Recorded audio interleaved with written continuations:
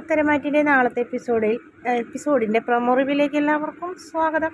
അങ്ങനെ കനകദുർഗനോട് സംഭവിച്ച കാര്യങ്ങളൊക്കെ പറയുന്നുണ്ട്. അങ്ങനെ അമ്മ കരയിന് മോനും മോൻ്റെ മുത്തശ്ശനൊക്കെ വിളിച്ച് പറഞ്ഞാൽ പോലീസുകാർ കേൾക്കില്ലെന്ന് വെച്ചപ്പോൾ കേൾക്കുമായിരുന്നു അമ്മേ, പക്ഷേ അവർ കേസ് രജിസ്റ്റർ ചെയ്തു എന്നാണ് പറയുന്നത്.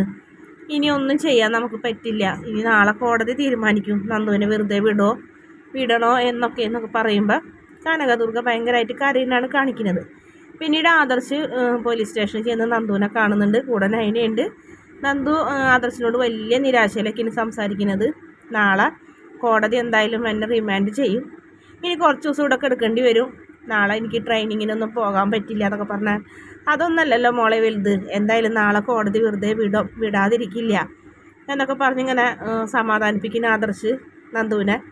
ഇനിയിപ്പോൾ ട്രെയിനിങ്ങിന് പോകാൻ പറ്റിയില്ലെങ്കിലും മോള് രക്ഷപ്പെട്ടാൽ മതിയായിരുന്നു എന്നൊക്കെ പറഞ്ഞിങ്ങനെ സമാധാനിപ്പിക്കാൻ നോക്കുന്നുണ്ട്. കൂട്ടത്തിൽ നയന പോകാൻ നേരത്ത് അനിയത്തിയെ കെട്ടിപ്പിടിച്ച് പൊട്ടിക്കരയുന്നൊരു ഭാഗം കൂടി കാണിക്കുന്നുണ്ട്. വീഡിയോ ഇഷ്ടപ്പെടുകയാണെങ്കിൽ ചാനൽ ഒന്ന് സബ്സ്ക്രൈബ് ചെയ്ത് സപ്പോർട്ട് ചെയ്യണേ.